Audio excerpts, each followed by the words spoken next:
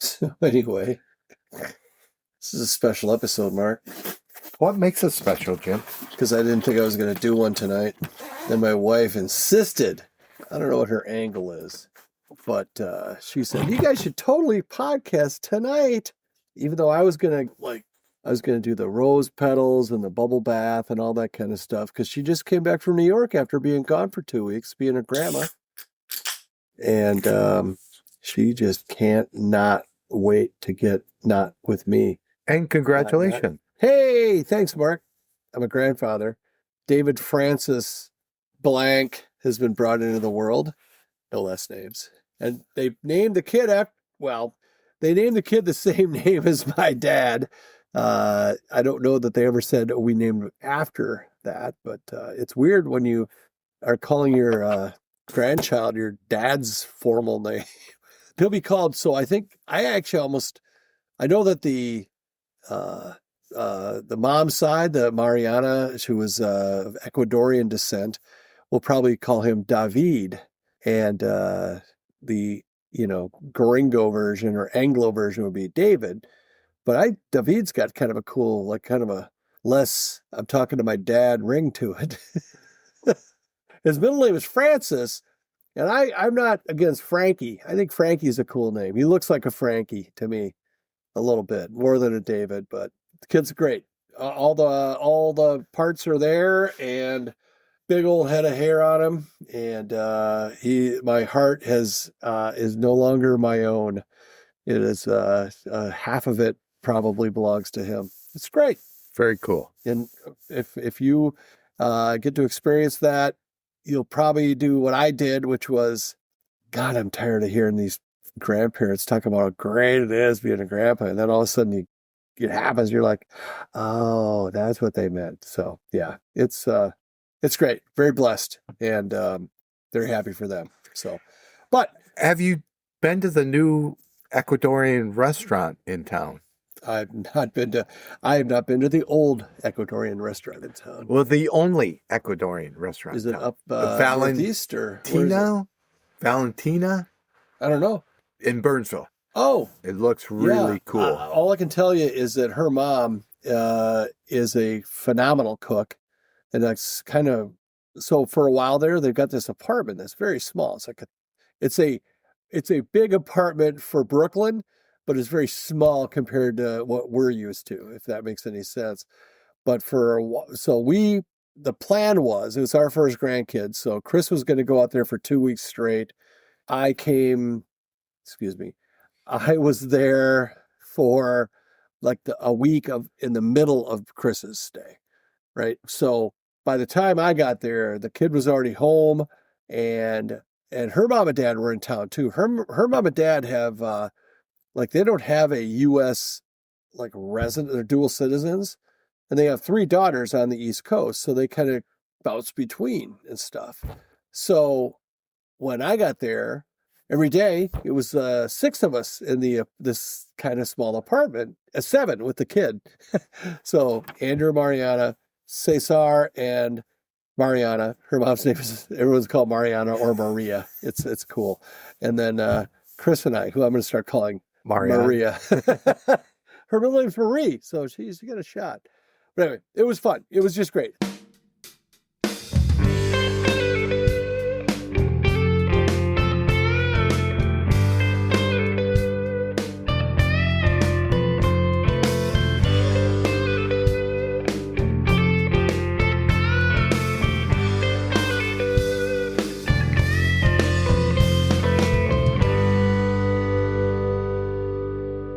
Welcome to the Ascertainers. We are your music leader, and tonight this is a special edition because we just went to see the Guess Who. Not that you, as listeners, should guess who we went to. We actually went to the band, the Guess Who. Yes, it's not a play on word. Don Felder. My God, I just guess who. I just forgot which. Because I thought I was going to say Randy Meisner, who you thought it was. But anyway, so Don Felder from the Eagles, 78-year-old Don Felder, warmed up the Guess Who, which consisted of Burton Cummings and Randy Bachman, and then about 8 other guys you never heard of.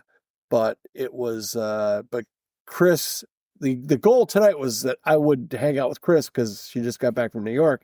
And she's like, there's no way you guys can't podcast tomorrow to recap this concert experience. So that's what we saw him at the new Mystic Lake Amphitheater that's on the property of Canterbury Park. / Mystic Lake Casino. It's like a whole thing. It's kind of a weird that it's on the Canterbury grounds, but it's associated with Mystic Lake Casino. It's a thing. It's a little loophole that the government carved out so you could gamble and play loud music and bet on horses. But, tomato.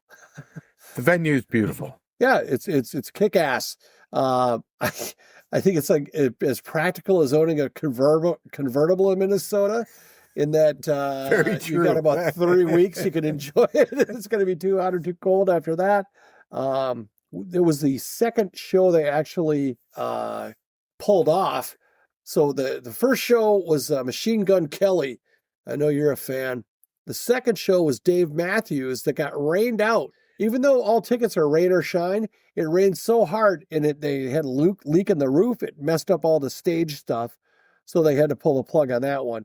And then the third scheduled concert was the Guess Who, and that's the one we went to. So technically, it was the second or third event there. A question, did Morris stay in the time? I know he played there. Oh, I think there was a kind was of that an opening? Like a soft open show, a bunch of local people in that. I think the first kind of like whatever national act perhaps. But yeah, I think it was some sort of a thing. And I heard it was good. A lot of positives about the venue. If you can possibly smoke pot inside the venue or bring an edible or whatever, you better get a paper route if you want to drink a lot at this fucking place, because oh my God, it was like take the airport and combine it with a convenience store and then take it times two. $20 beers. We got two. I don't know what you paid for your round. We got two 25-ounce beers, so massive beers, and a shot, or not a shot, a serving of Buffalo Trace, which is not, top shelf, but it's good. What was that? $60.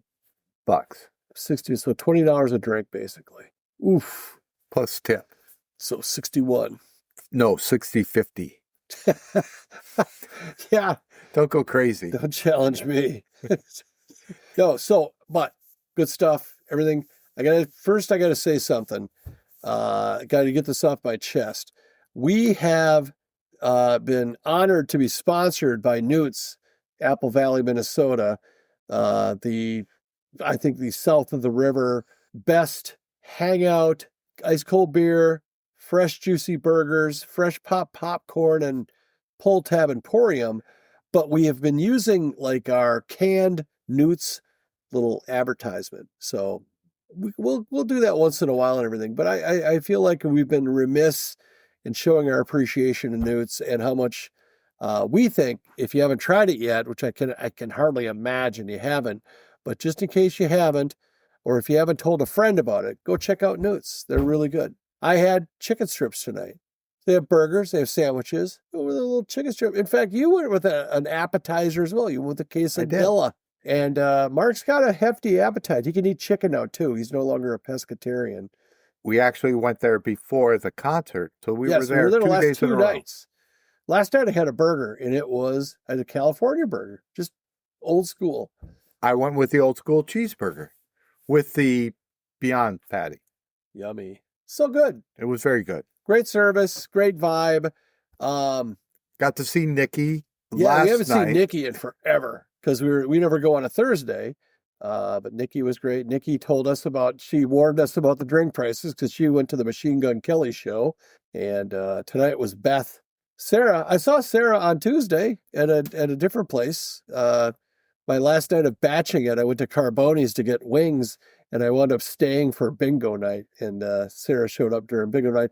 She was trying to go to Dave Matthews. It got rained out. All roads lead to the Canterbury Amphitheater. If you haven't been, check it out. It's kind of cool. But we were pretty far back from the stage. it looked like a diorama is all I can say, because they got these huge screens and stuff, and you kind of get fixed on those, but that's only what the cameraman wants you to see. Right. But then when you then look from those and you look at the actual stage, it looks like a puppet show in a way for me, for my crappy eyes. It looked that way to me also. Okay. Couple thoughts. Mark, you haven't talked much. Why don't you give me your thoughts on the demographics of the crowd last night? It was like we were at the Lakeville Arts Center watching one of bands play. Were there a lot of people that didn't have gray hair? What would you say the percentage of people that had gray hair? There was a lot of blue hair, but not like the young people wear. Gray or worse. Yes. There was, but I saw no walkers. Everybody was pretty spry. Thank you. For their, you and I were the top candidates probably, and we were like looking down our noses. But yeah, a lot of like cool old guy shirts. The stuff you see on, the Facebook ads and stuff.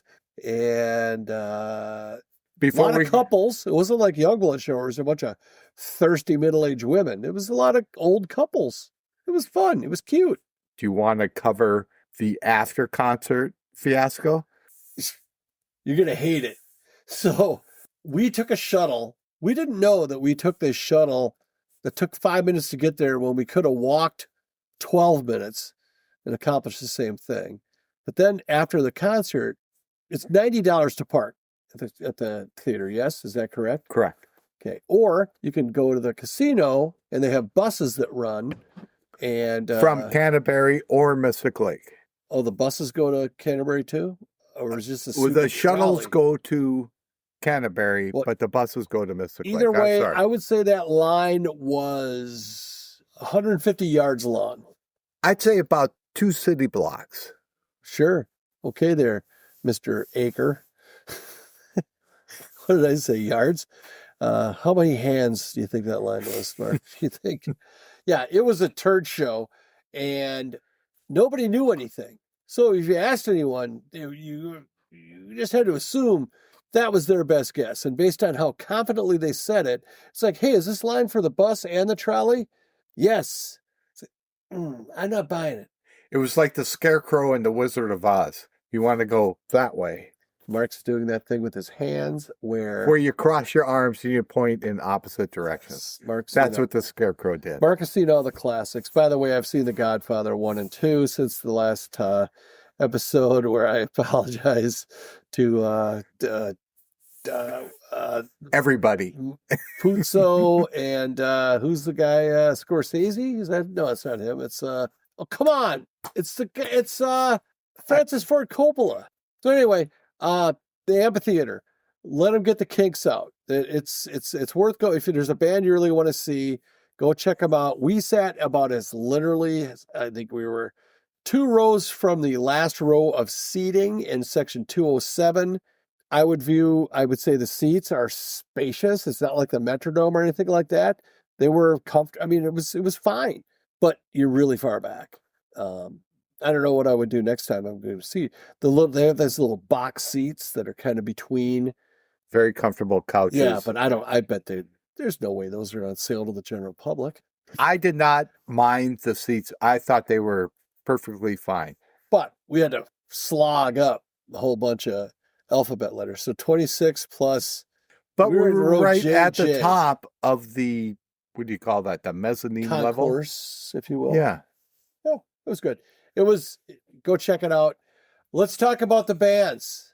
The show opens up with Don Felder.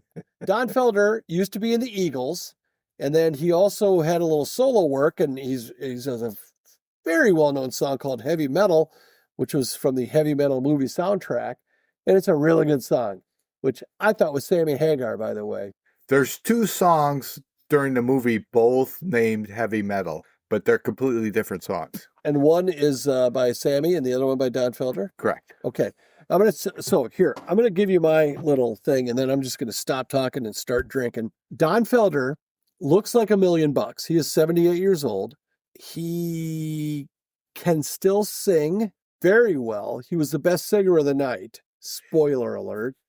Yes. Can I throw in, he has a great backup band, and they harmonize Yeah, together. they played that Seven Bridges Road tune or whatever that's called, and it sounded like it was on the album. Yes. It was, and I don't care how they did it.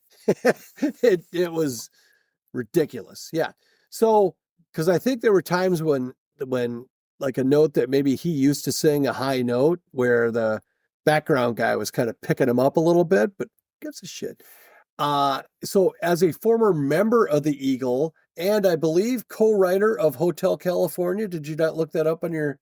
He wrote the melody, and I think Glenn Fry wrote the I lyrics. think it was Henley, but yeah, either way. But that's you co-wrote. He was he had all those licks. So he gets out there with the double neck, plays Hotel California. It was great.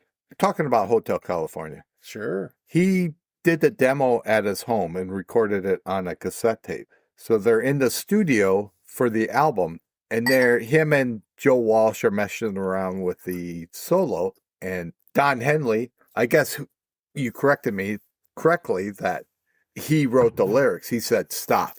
I listened to the demo. I want you to play the solo exactly like that." So Don Felder called his housekeeper, had her put it on a cassette, hold the phone to it. Oh, come on. And that's how they figured out how to play the solo on the album. Wow. That's pretty cool, Mark. You should have a podcast and you can talk about stuff like this. That's my one musical moment instead of the this year. crap we've been putting out to these people. Wow.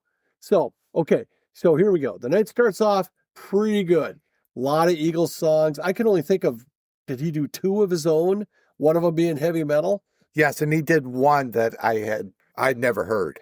It was, but even, it wasn't offensive. It was like, okay, it's like when your favorite band rolls something off the new album that you haven't got familiar with. Musically, it was good. It was, musically in general, I'll get to my grades after we talk about the Guess Who. I was fine leaving the venue left to after that. After the warm-up band. 100% agree. So we go out and stretch our legs and kind of get a little tour of the venue. Just a real visually, aesthetically pleasing. A lot of open space. You can go play bags. If you're bored, you can get a beer anywhere. Yes, sir. I raised my hand, and I'm the only one here. We're trying to do that. I think we're doing a better job. Excuse me. I think I'm doing a better job of not interrupting as much. I'm not saying I swore it off, but we're a little more civilized. In the restrooms, which are huge. Anyway. Yes, they are. They're massive tracts of land. Yes. I'm washing my hands after using the urinal. Sorry. You make it sound like you were washing your hands in the urinal. But that's good. It's sterile. I heard you can drink that. You wash your hands. I went to get paper towels, and everyone else is using the air dryers. Mm-hmm. And they're looking at me like I'm wasting the environment. Did a tear come out of your eye? Did you show them? I didn't know there were paper towels to be had, sir. They're right in the middle of all the air dryers. Can I tell you what? So I'm going to give you my impressions of the Amphitheater's bathroom. Shoulder-high pisser dividers. Almost impossible to do meat gazing, which I don't do, but I sometimes think people are kind of, it's smaller than I thought it would be. You know what I'm talking about? Like when you're in a toilet, when there's like, the worst is the trough, the Metrodome trough, where you're just shoulder to shoulder. God, I was just like, I got stage fright bad enough. Anyway, good bathrooms, no line. Surprising with all those probably backed up prostate pisses that they're really, I only went once. Felt like I went twice because, yeah. Well, because I took an edible and only had one drink, and it was a bourbon. So I drank an ounce of fluid the whole time I was there, except for the water. So, when I heard, those what do you call them? Hand dryers. It's like call it the Blade or something like that. There was one going off around the corner, and I was like, "Oh, I'm going to take a picture of this thing," because I'd seen some guy post. Don't pull out your phone in the restroom ever. which I thought of. I wasn't anywhere near the pit where the wieners were at, but I was at the sinks. And I turned around. Oh, it's just one of those like turbo ones. You put your hand under and fucking. So anyway, but I saw some guy do like on Instagram or something like that, where it said worst urinal ever, and it was a picture of one of those things you put your hands into. Like, can you imagine pissing into that? So anyway, that's how I live my life. That's how I choose to live my life. All right, should we do Song of the Week before we get into the Guess Who? Because I am not going to be kind to the Guess Who, and I take no pleasure. If you get a chance to see Don Felder in concert, run, don't walk. I think it ends on the 30th, and this will be out by then. Go to donfelder.com or whatever, and he's got some contest. And for $50, you can enter, and you can win so much crap you would lose your mind. And the proceeds go to help St. Jude Children's Hospitals. And I'm signing up tonight or tomorrow because Mark already gives. Good on you. I'm going to start doing. In fact, I'm going to start doing my monthly auto deduct for them because I talked about doing that 2 years now. So I better do double. Don Felder, he also has the REO Speedwagon lead guitarist. He played with REO for like 30 years, so it's not Gary Richrath. Yeah, I think he's an it's not. Well, Gary Richrath is dead. Oh, I did not know that. Yeah. No, I think he toured with them for 30 years, but I don't think he was the. Oh, my apologies. Yeah, no, I thought that was Gary. Either way, these were all like veteran musicians. This was not like a bar band. Song of the Week. Well, I want you to start because mine is an offshoot of yours. So I'm doing the 6 Degrees of Separation. I'm doing an Eagles song because Don was in the Eagles. And I think I brought it up before, the Eagles song, James Dean. I think the lyrics are catchy. The tune is catchy.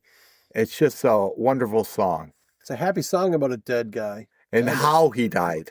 Oh, hilarious. Long came a spider, picked up a rider, took him down the road to eternity. James Dean. So that is a banger. And since I didn't think we were recording tonight, I hadn't thought of a song of the week. But as soon as you said you're doing James Dean, I said, I got it. My song is a 70s radio classic. It is done by a gentleman, we think, named David Essex. It's called Rock On. I think it was later done by like a teen guy, Michael something, I don't know. It was one of these Timberlake contemporaries, I think, read it. Like Michael Damon, is that a guy? I don't know. Well, either way, the original didn't need to be trifled with. It's a kind of a minimalistic song, great beat, just a real groovy song, would you say? Is that? I would. Yeah. Very cool the way he sings it, that he's just like laid back. He's not trying hard. Exactly. Yeah. Like me. Totally. I just let it come to me, man. I don't give a what's ass. All right. So we go out and intermission's over. Wake up. We go and we're touring, whatever. We're kind of sitting in the back little patio area. And it's like, wow, is this recorded? Is this like a different artist up there? They were playing like a music. See, I told you, watch The Godfather. I can't help myself now. And, even did the hands correctly. I did something. Yeah, it hurts. It's not a natural movement for me. But we get back to our seats and there's music playing. And I'm like, I say to Chris, I go, because we're watching the screens mainly to see the performers, the camera only shows one or two guys at a time, right? But they had almost like a fixed shot of the keyboardist who was singing, and I'm like, God dang, I think we should know who that is. I go to my wife, I go, I think that's a guy or whatever. And then I go to the person next to me, I go, should I know who that is? She goes, Randy Bachman? Or no, excuse me, Burton Cummings? And I'm like, oh shit, this is a Guess Who. I heard no like roar of like, yeah, here they come. That's very true. They just started playing. I never thought of that. We sat down at the exact moment. They were already on stage, hadn't played a note, and we sat down and they started. Nobody lost their crap or anything like that. So there was no clapping or cheering. And then it was like they were going past. They would kind of pan the band, and there's a guy kind of sitting on a stool, like one butt cheek on the stool, and I'm like, who's the old fucking Randy Bachman? My positive of the show will be Burton Cummings. I'm going to save the Randy Bachman for later because it's just so graphic. I don't know if everyone wants to hear it. But anyhow, I realized, this is the Guess Who. They're playing a song I never heard. And I thought I knew like 10 Guess Who songs. And they must have played about 50 because there were some songs where I'm just like, can we do like church when it runs long? Just gonna do the first and the third verse and then we're going to split. Okay, everybody? I think they did throw in a new song that they were working on that I just had no idea. Because he said this is something newer. And it wasn't terrible. What's the... okay, well, so I recall... Because as those who listen, which I hope you all listen religiously, or listen to a bunch of our episodes... recently, we talked about Rush going back on tour and how I was just, as a lifelong, I guess, adult lifelong Rush fan, like, it hurts me because they are still trying to sound young. I think there's nothing wrong with if they tried to just replicate the songs, but as old men. I don't think anybody would give them any massive pushback. They'd just be grateful to be able to see them again and not like destroy the memory that you have of the first time you heard that song by hearing this really old guy suffer through it. So they're playing These Eyes. Guess Who? Yes. Which always reminds me of the movie Superbad, which either if you haven't seen it, go see it. If you've seen it, go watch it again. But he didn't extend himself past his range in that song, which made it kind of boring. Like when These Eyes are crying, he just kind of kept it where it was safe for him. And I even leaned over to you. I go, he's showing restraint. That's what I wish, Rush would do. And then it got worse. From my perspective, the Guess Who started off slow. And ended slow. Actually, I don't agree. Last 30 minutes were pretty riveting.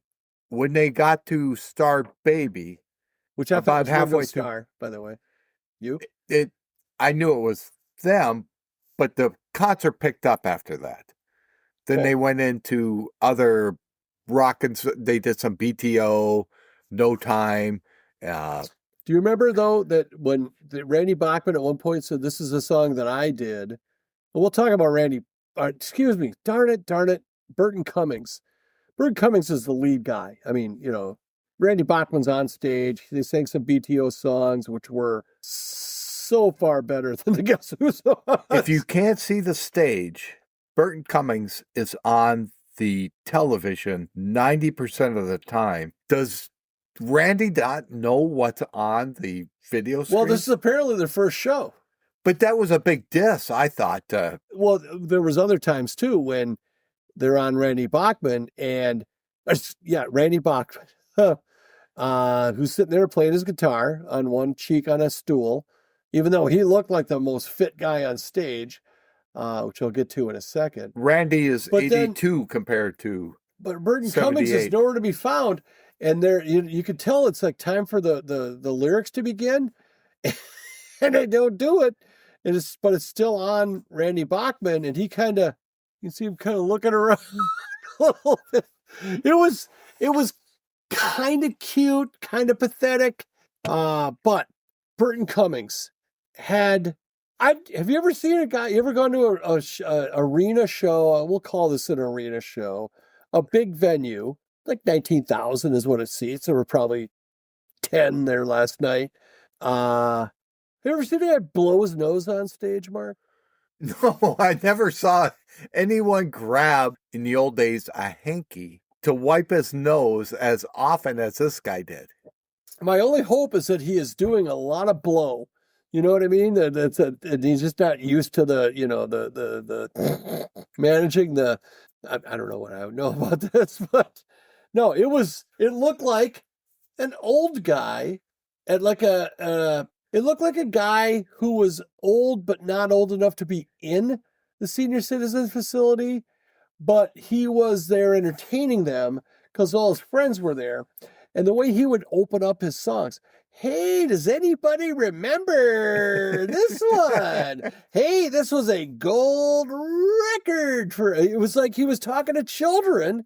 And if he wasn't Canadian, I would be saying mean things about this. It was so interesting. Every song started. That was the thing. Yeah, he was real big on the, okay, let's get going, guys. Chicka-cha, chicka-cha, chicka-chicka, chicka, chicka-cha, chicka-cha. Hey, remember that one? Everybody? Come on, 2, 3, chicka-cha. It never matched the song. And also, he did it once, and I was like, oh, that's fucking weird. And then he did it for 50% of the songs. It was weird. So don't think that this podcast won't start off a little chicken different.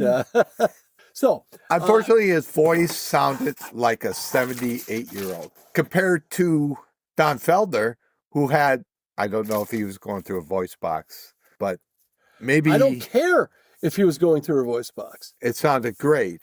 That's all you want. I don't score extra for, oh, it looks like his vocal cords are bleeding. It was album quality perfect. Now, the music, again, going back to the Rush experience, the musically, instrumentally. For the Guess Who. Yes. Was so solid. And to be able to hear Randy Bachman taking solos, like it's like, oh shit. Even when Don Felder was doing it, it's like, oh, this is as good as it gets. This is like seeing the Eagles live. Yes. Because Don Felder would have been playing that solo. I have so much to get to. I typed in what I thought of Burton Cummings' appearance. And I know that's not nice to do because he's an old guy and I'm an old guy. I thought he looked like a combination of John Fogerty and Don Mattingly and Willem Dafoe. Pretty accurate. Thank you. So when they're doing Taking Care of Business, anytime they would do a BTO song, so what they do 3? They did the 3. They did Ain't Seen Nothing Yet, Taking Care of Business, and I'm trying to think of the third one. Rolling Down the Highway. No, it's Doobies. Ain't Seen Nothing Yet, Let It Ride. So they do have a song called Roll On Down the Highway. That's not it. So what the hell was the last song? Taking Care of Business. Yes, that was the encore. They did Let It Ride, Ain't Seen Nothing Yet, and then Taking Care of Business. Taking Care of Business.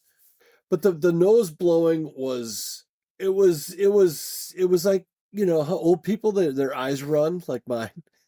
They always get, and sometimes at least maybe he had the little thing on the corners of the mouth they got to wipe away like a dehydrated dog. That's a good farmer move there. Like, I kind of wipe it away. I just took pictures of Don Felder because he's so gall darn sexy.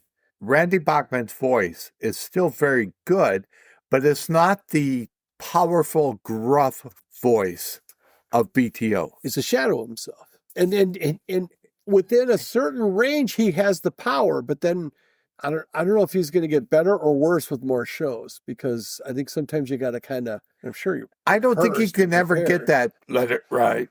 You know, kind of a growl. Let it ride. That was Bachman, though. Are you saying you're talking about? I'm talking about Randy Bachman. Oh, I thought he was.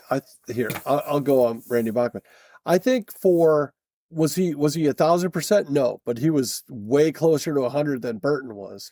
That's what I'm saying. His voice is still good, but it doesn't have the power and the gruffness to do the BTO songs.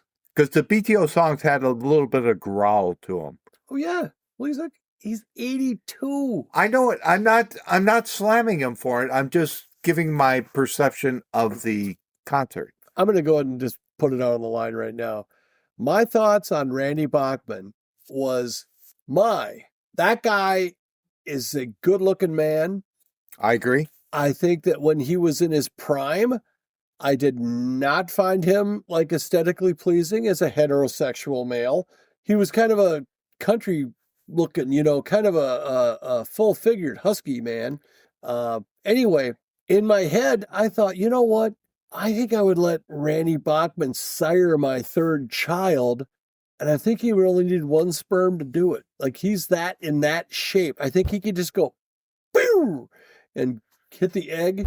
Boom, done. He wouldn't even need the whole array. I think I went too far on the one sperm theory. I would say that Randy Bachman could do a tour by himself. He doesn't have to sing. Bring in a replacement singer. I think you are overly discounting how great he sang. If I'm looking for Randy Bachman to sound just like 1973 Randy Bachman. No, I didn't criticize his voice. I said he sounded good, but he didn't have the gruffness of the songs. If you're singing Welcome Home, he could not sing that song. I mean, his voice is still good, but he could not sing that style of music. Right on. I think we both appreciate how well he sang. Randy Bachman, he could do a tour by himself. I think, hey, Burton Cummings, I think in your prime, you were one of the best frontmen going, but he was the worst guy on that stage last night. I agree. So think of it this way. You get to see Don Felder solo, which was really one song, heavy metal. Then you also got to see kind of basically an Eagles concert, right? They played Long Run. They played that other one. I don't recall all of them, but remarkably well reproduced. Then Guess Who comes out and they play Guess Who songs. They have 7, by the way. They had 4 sometimes guitarists, but the whole time they had Bachman and then 2 like rhythm / supporting guitarists, and then sometimes Burton Cummings would have a guitar on. And then they got this percussion guy. I need to spend some time on the percussion guy. I did not pay attention to that. They have one, okay? And he got introduced as this guy's done percussion for some of the best names out there. And then you know what he was doing when they showed him? He was doing he had the little spice thing of celery seed. And he's like making the face like it's I'm getting the most out of this little shaker thing I'm doing right now. And he had one bongo drum, whatever, Congo drum. And he had, the tambourine. It looked like it was made for him. Here's my question.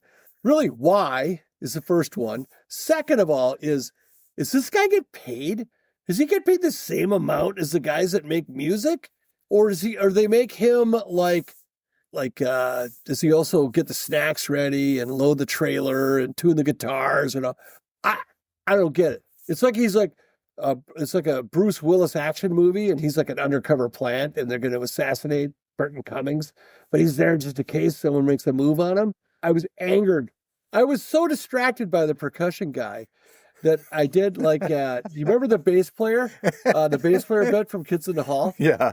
When he goes, ooh, he messed up a little bit there, but no one could tell because he's the bass player, right? I'm like, in my head, I'm like, ooh, percussion guy fucked up a little bit. Looking around like anybody else catch that? Or I want a percussion player's job. I think I could do that. And this guy had long hair, like he was somebody.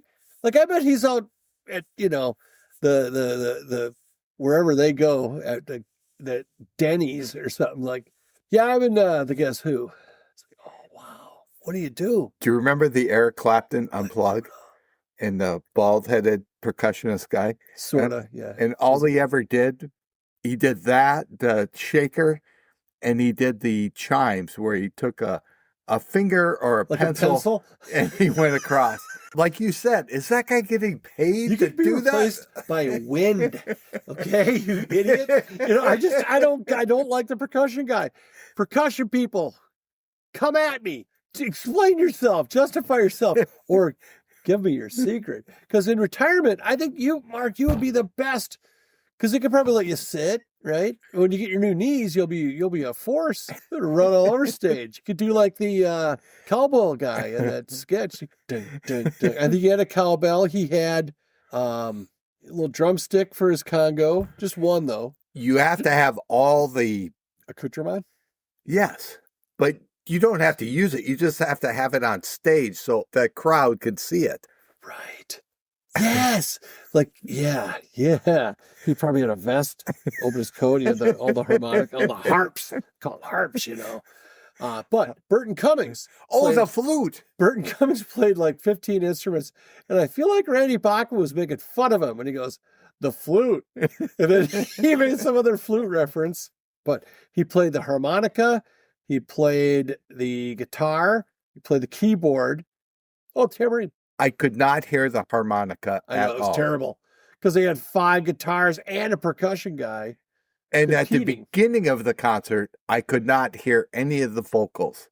It was like the sound guy didn't understand that. And or maybe they were trying to cover up his vocals. Or maybe that's why I thought it was the warm-up act, because it just sounded so amateur. It did. For the opening thing, like Tom Sawyer, man. Boom, crowd goes bananas. It was just odd. It was very odd. It was like a rolling start to the show. But again, it was the first show of their, according to him, first show of their tour. I'm glad we went. At the end. So I feel like Burton Cummings. I'm so sorry, Burton. You're such a nice guy. He's so Canadian. It's so positive. But between the way he was talking to the audience, like they were like eating applesauce and shitting themselves while they were hearing, which I'm sure only about half of the audience was. But when they were taking care of business, they kept panning over to Burton Cummings, who looked as though if he was a wax figure, it was getting hot. Like he was kind of deteriorating. And I thought, has he taken his teeth out already? He just looked different. Great because observation. You couldn't help, because we're looking at the screen, and it's like Randy Bachman's singing, he's playing, and the camera should have been on him, but it was on Burton Cummings, who wasn't doing anything. So he just looked like maybe he was waiting for the show to get over to sweep. I mean, he looked like a waif. I don't know if he can last a whole tour. Find out. Keep an eye on it. Maybe he'll get stronger. Maybe he's like made a deal with the devil, like that one guy. Who's that? Robert Johnson? Is that a thing? Next episode, cliffhanger. Sorry. Last thing on Randy Bachman. It's toward the end of the concert, and Randy Bachman, Burton Cummings. Randy Bachman, you're in my head so hard right now. Difficult. Sorry. Yes. To all, but Burton Cummings, he has some kind of tremor thing going. Like when he would talk, his right hand has got a little bit of the shake to it. Well, toward the end of the show, he holds up a glass. That glass isn't still, and it's right over his keyboard. And I could just see him like, the keyboard starts smoking and sparking and stuff because he's dripping water on it. What was the encore, the first encore? Because they ended up with Taking Care of Business. I thought they should have switched with No Time because... Well, it was American Woman. No, that was not the encore. It was something... Oh, I can't think. Well, it was... Share the Land was that was actually the most like memorable part of their set. That was perfect way to end. Take Care of Business, rock your face off. And then Share the Land was like, so like, holy shit, this holds up. So... effectively, the same crap that was going on when they wrote that song is going on now. History repeats. Sadly. I have a different view of that. Talk to me. I didn't think Share the Land there wasn't enough oomph of that song. I don't think the performance was good, but I think the poignancy, can't spell it.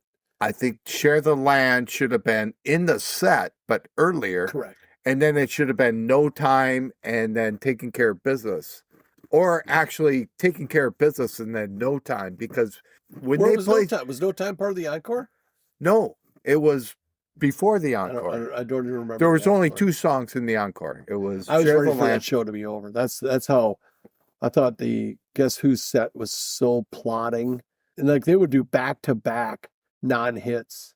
They should have just boom, boom, hit, don't care. Hit, filler, hit. There was a couple in it. It was when Burton Cummings did his solo that sounded almost like 50% of it sounded like Star Baby. Like it had the same kind of little transitions and everything. I'm like, yeah, no wonder this song wasn't a hit. You already did it. Back to the old days. You can get a hold of us at the Ascertainers@gmail.com. This thing was starting to drag like a Guess Who show. Get a hold of us on Facebook. Share us with a friend. Like us if you want. Just like us. That's all we really want. And go to Newt's. For God's sakes, go to Newt's and tell them the Ascertainer sent you. Otherwise, we might have to pay for our first beer. First Go beer there. each time. Not first beer ever. Good night. Bye.